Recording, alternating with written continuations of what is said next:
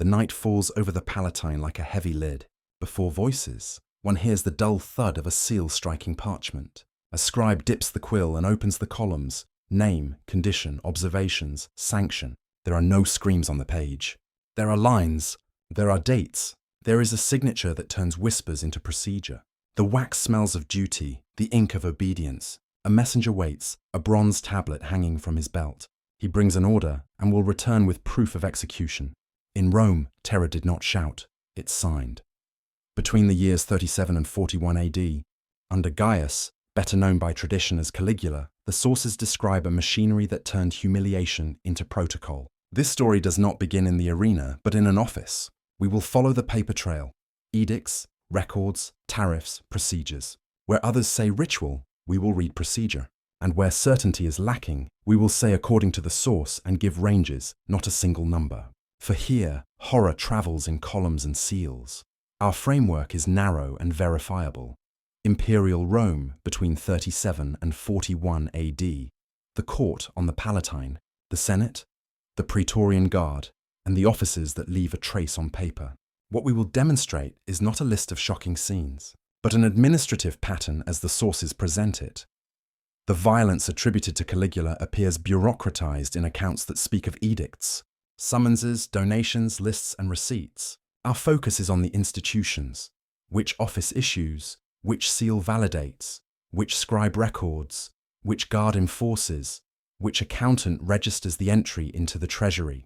We will follow procedures, not legends. Methodologically, we separate literary narrative from administrative probabilities. Suetonius, Caligula 2637, offers motifs of ritual humiliation. Cassius Dio, Book 59, amplifies the stage control of the prince. Philo and Josephus help us locate the political tensions of the moment. Where the authors differ, we will present ranges, not a single figure, and name the method. If an amount seems like a tariff, we will say alleged by X, disputed by Y.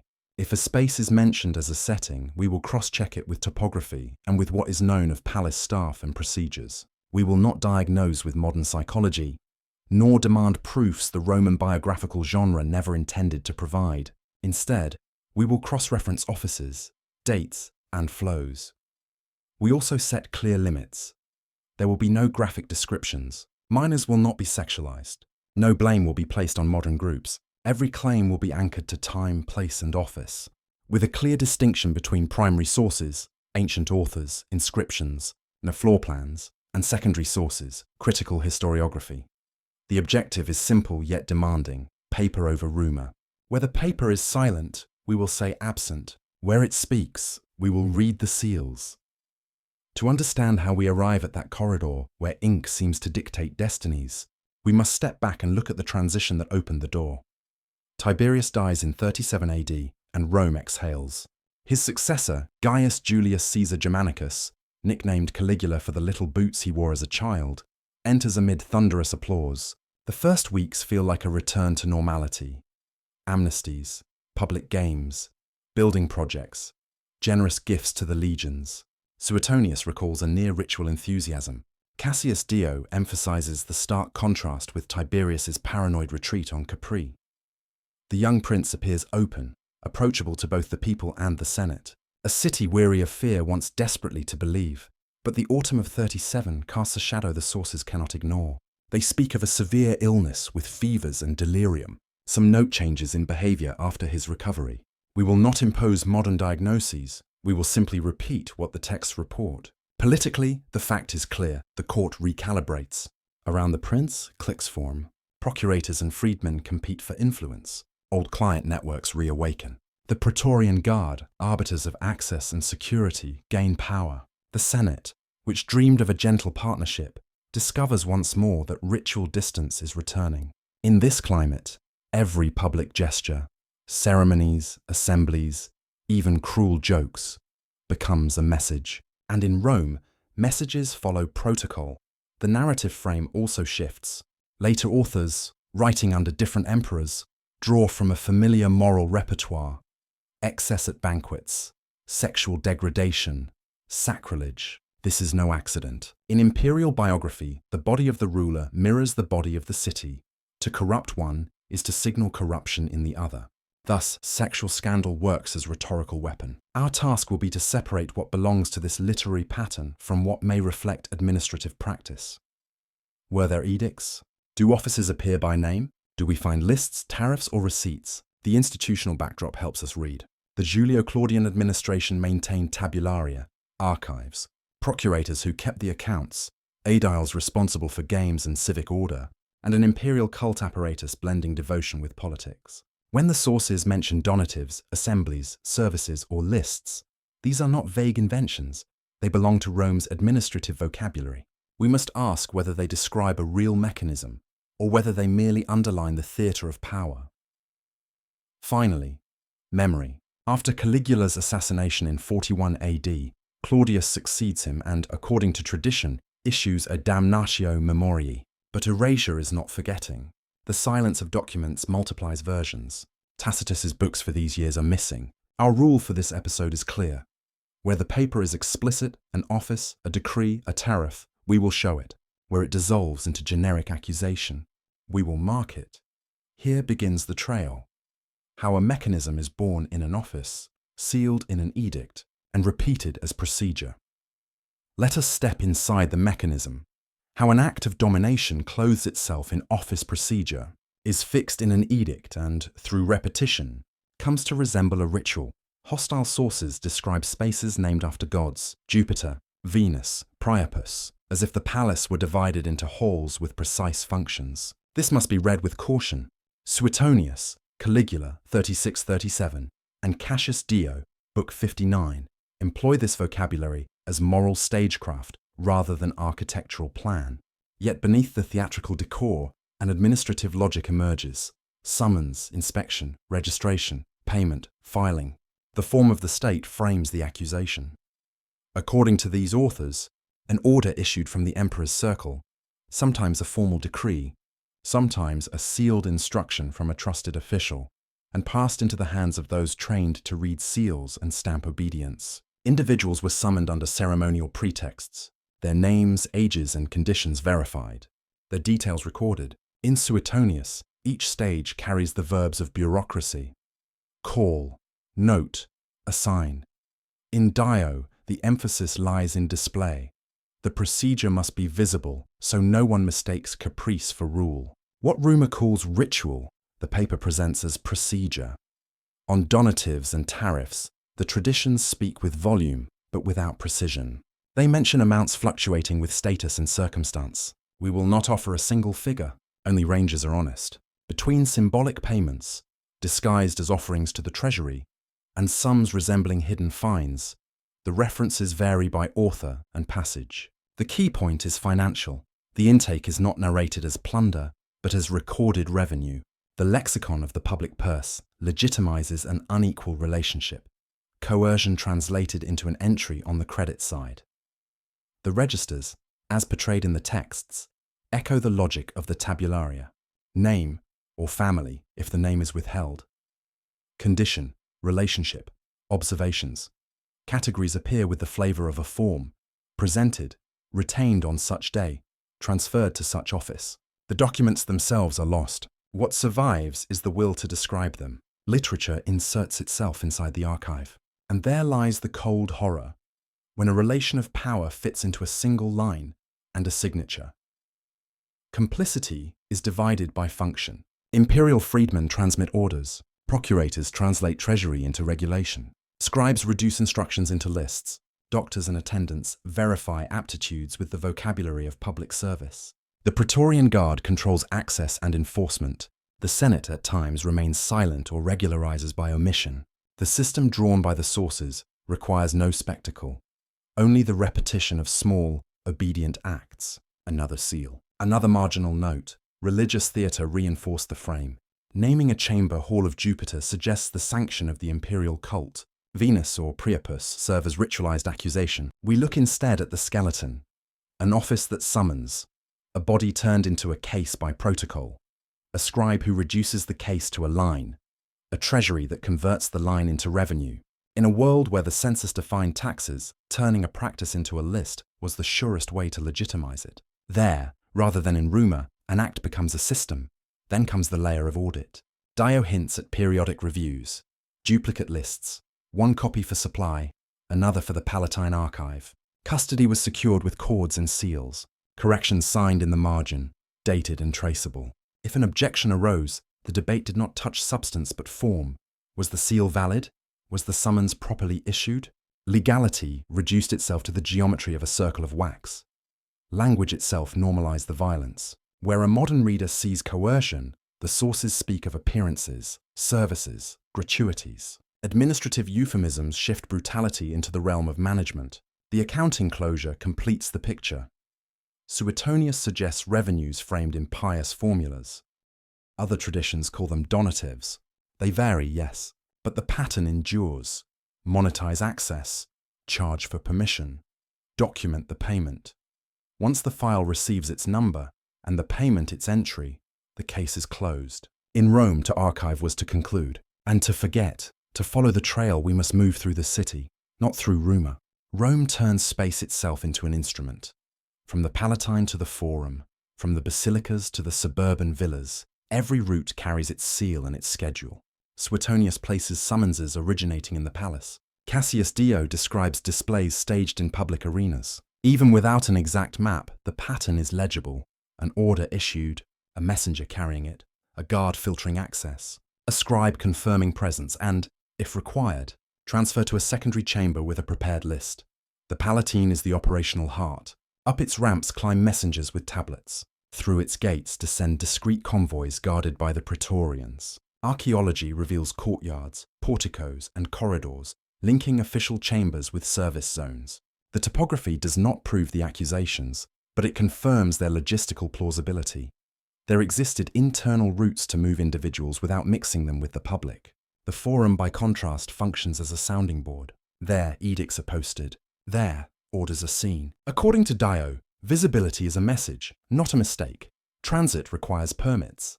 The Praetorians man checkpoints. The aediles regulate circulation on festival days.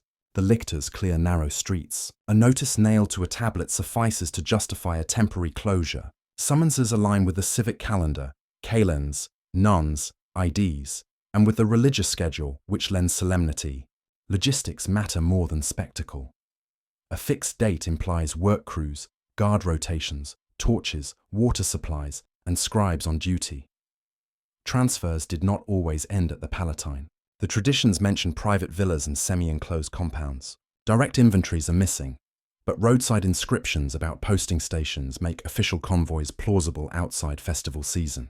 A functional itinerary might be a summons issued at the palace, passage through the Forum for brief reading or posting, then transfer to a controlled enclosure. From the outside, everything looks like compliance with the agenda. The appearance of rule protects the operation. A satellite economy emerges at the edges of the paperwork. Where there are permits, there are intermediaries. Where there are lists, there are shortcuts. Hostile sources speak of amulets, healers, and bribes. Without accepting every detail, the market logic is unmistakable. Need, supply, tariff. What matters is the administrative vocabulary. Fee, donation, fine, which turns asymmetry into transaction. When a scribe writes received, the relationship changes category. It becomes accounting. Pause briefly. For method, and for you. If you want to check each claim, open the source package in the description. There you'll find passages from Suetonius and Cassius Dio with chapter numbers, archaeological maps of the Palatine and the Forum, and notes where we give ranges, not single figures. Don't just take my word, read the paper. Now back to the route. The Praetorian Guard does more than protect, it certifies. Their presence confers official status. Seals in wax and time marks, day, approximate hour, witness, transform any complaint into a formal debate. Was the order valid? Was the route authorized? Was the arrival logged? The aediles add their routine layer, lighting, water, cleaning, and by sheer repetition, the exceptional begins to look like normal procedure. This stretch closes neatly. An order signs the beginning, a route makes it present, an entry fixes it in the archive. In the end, the paper sees everything. To understand how the machine sustains itself, we must step inside the inner administration. The palace is not just architecture, it is staff, payroll, and hierarchy. The sources preserve silhouettes rather than details, but they allow us to sketch a plausible skeleton. At the top, the emperor's inner circle issues instructions. Beneath them, procurators and prefects enforce. Below them still, a network of freedmen and scribes translates the order into paperwork. The vocabulary of Suetonius and Dio points to recognizable functions. Those who guard access, those who control the treasury, those who keep the records. Power endures because it is distributed into offices. The palace staff blends technical and ritual roles. There are scribes who copy, sign, and archive. The rationibus who monitor revenues and expenses. Procurators in charge of supply. Physicians and attendants whose technical authority legitimizes examinations or discharges in the same language used to certify a public bathhouse. Stewards who assign spaces and shifts. None of this proves the gravest accusations, but it fixes the framework. There are hands capable of turning an instruction into a file. In this sense, Dio portrays a court that normalizes the visibility of procedure.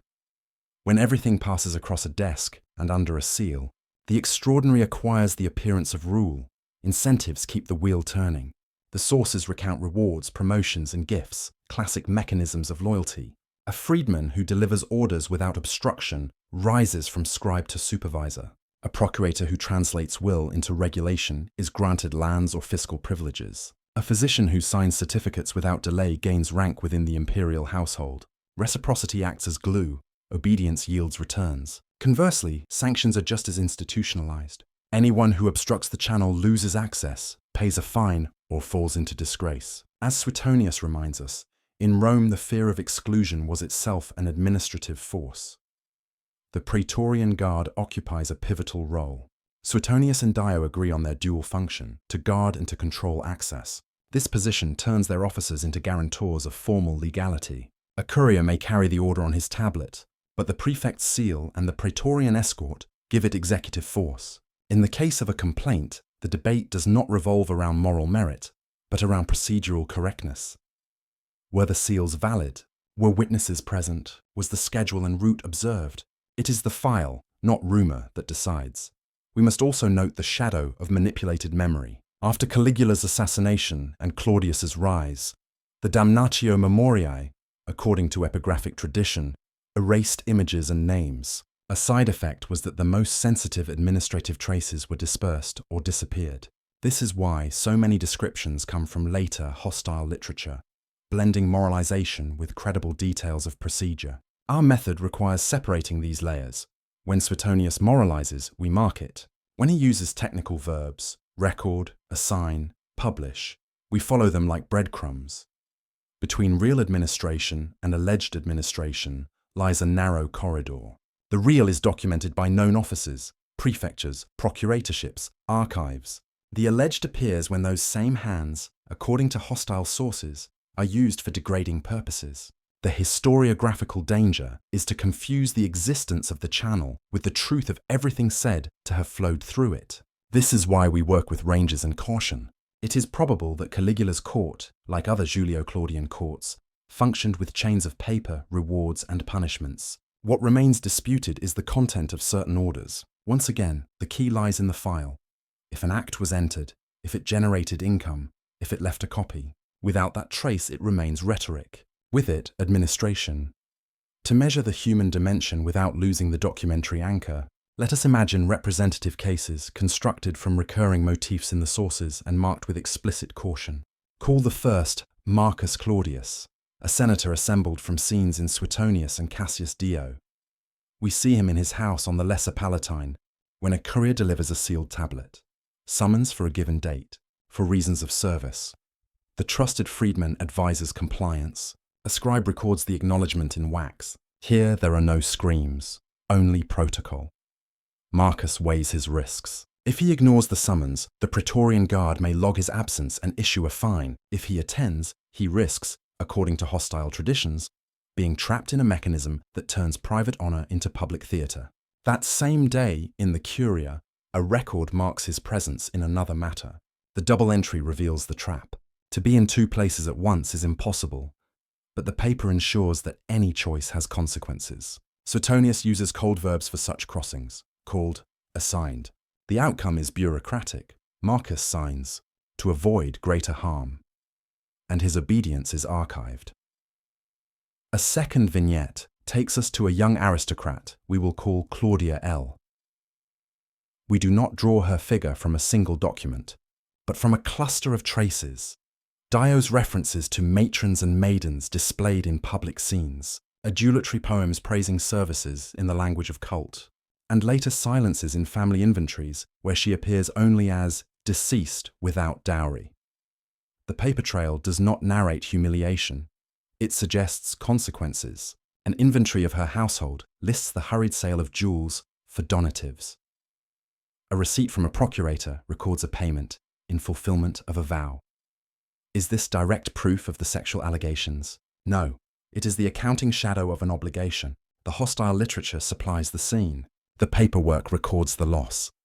Both vignettes illustrate the method. We do not affirm what is absent from the file. We mark only what the file allows us to infer. Always with ranges, always with caution. When a tablet summons Marcus, we see office, seal, and route. When an inventory erases Claudia's name, we see social cost translated into entries. The violence described in ancient narratives dissolves into forms. And that is precisely what makes these stories disturbing. That in Rome, a summons, a seal, and a line in the ledger were enough to change a life. Before accepting or rejecting the picture drawn by the sources, it is worth separating what scholarship regards as relatively settled from what remains contested.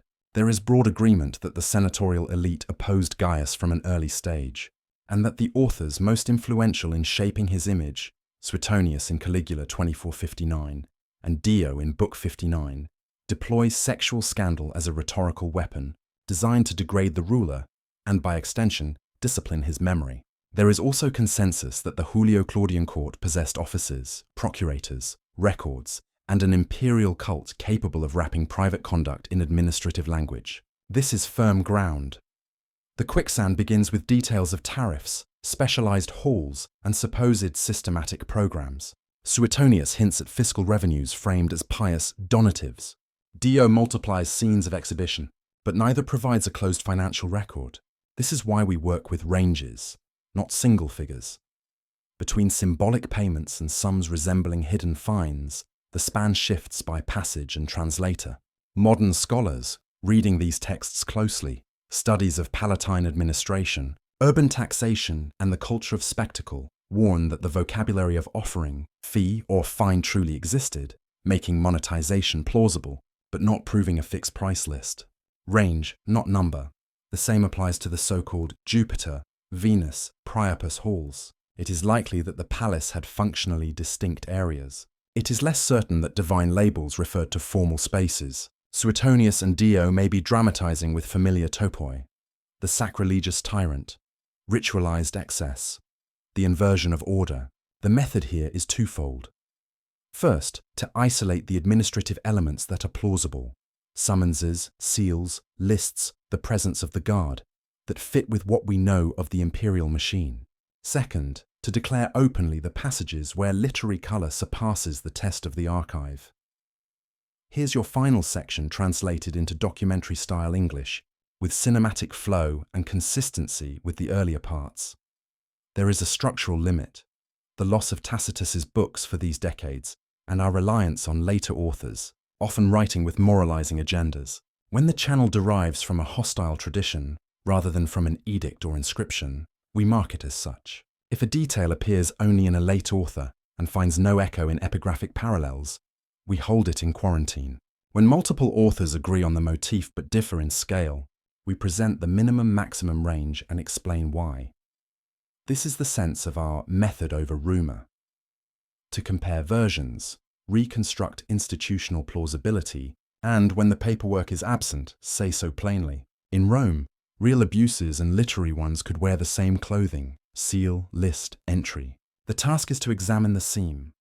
Comparing Gaius with other Julio Claudians is useful only with a scalpel, not with a broad brush. Tiberius, in Tacitus, when we have him, and Suetonius, appears surrounded by rumours of licentious retreats on Capri. Nero, in Suetonius and Dio, draws accusations centred on spectacle, spending, and ritual transgression. In all three, sexual scandal serves a public function in hostile literature, turning the prince's intimacy into political discipline against him and his supporters. What remains constant is not the scene, but the use, scandal as a tool of delegitimization. The differences matter. Tiberius is portrayed as absent and distrustful. His retreat allows the sources to load blame onto intermediaries and prefects. With Gaius, the emphasis shifts to visibility and theatricality of power, expressed in the language of offices, lists, and donatives, suggesting a sharper formalization, whether real or literary. Nero, by contrast, is bound to public performance, where administration merges with the organization of games and festivals. 3 profiles, 1 grammar of morality, different intensities of what we might call a bureaucracy of excess. Memory also varies. Gaius suffers damnatio in tradition. Nero becomes the archetype of the artist tyrant. Tiberius stands as the paradigm of senatorial duplicity. In every case, posterity amplified motifs already born literary. This is why we avoid direct equivalences with modern realities and keep our focus on what can be measured. Were there edicts? Were guards, lictors, and aediles managing access and schedules? Do fiscal terms appear consistent with the period? When comparing, we give ranges and note biases. If one author speaks of tariffs, we look for parallels in another. If only a single voice exists, we mark it as a solitary allegation. The value of comparison is this: to recognize that the horror in the sources requires no new apparatus, only the twisting of the existing one, offices, seals, calendars, until it becomes a stage. Here, Tiberius, Gaius, and Nero align in the literary use of administration as the theatre of power. The end of Gaius, in 41 AD, narrated by Suetonius, Caligula 58, and Dio, Book 59, does not close the file, it transfers it. Claudius rises amid haste and fear, and tradition speaks of damnatio memoriae, statues removed, names scraped, images melted down. Damnatio does not erase facts, it reorganizes the archive. When a regime changes labels and silences records, public memory fills with literature. What once circulated as internal notes, lists, summonses, receipts, vanishes or becomes inaccessible. What survives are moralizing narratives, more than a blackout. What we observe is a change of medium, from administrative paper to the biographer's page. The institutional consequences are double. In practice, offices and calendars continue. Procurators, aediles, and the Praetorian Guard do not disappear. Priorities shift, protocols adjust, but the machine remains. In discourse, a political lesson is fixed. The figure of Gaius becomes an example of excess, used to justify controls, reforms, and new loyalties. The damnatio itself functions as pedagogy. Rome teaches by punishing a name carved in marble. The documentary gaps amplify controversy. The loss of Tacitus's books leaves voids that Suetonius and Dio fill with material of very different intent. Modern historians point to this archival silence as a factor of possible exaggeration. Without records to constrain them, the allegations swell. This is why we insist on ranges and caution. Where epigraphy survives, inscriptions of damnatio, relabeled statues, we cite it. Where only literary tradition remains, we mark it. The most enduring legacy is not a hall or a figure, it is a form. To turn a practice into a procedure, a gesture into a list, an income into a donative entry. If anything haunts Gaius in hostile texts, it is this insight. Systems endure because they are archived. And what is archived, unless challenged, begins to look legitimate. If you want to verify each claim, the path is open. We have prepared a dossier of primary and secondary sources, with highlighted passages and methodological notes. Here is how we read them. First, the ancient witness, identified by author, work, and section. Suetonius, Caligula 3637, critical edition, or Cassius Dio. Roman history 59, X, scholarly translation. Then the modern layer, monographs and articles with critical apparatus, where we weigh biases, chronologies, and administrative vocabulary. You will see examples of how we tag levels of certainty and why we choose range over single number when texts diverge. We include archaeological maps of the Palatine and Forum, glossaries of offices, procurator, aedilis, praefectus praetorio, and models of the procedure chain, office, edict, list, entry. Open the source packet in the description, not to replace your judgment, but to equip it to read the paper with signature, date, and context is the best defense against rumor turned into history. In Rome, power did not only shout, it signed. This was the mechanism: office, edict, list, entry. In the next episode, we will follow another path of the paper trail. How a change in the fiscal code, from 45% to 85%, according to edicts and tablets, could wipe out a lineage in a single generation. Open the source packet in the description and examine every document. If this line of inquiry speaks to you, subscribe and join us for the next reading.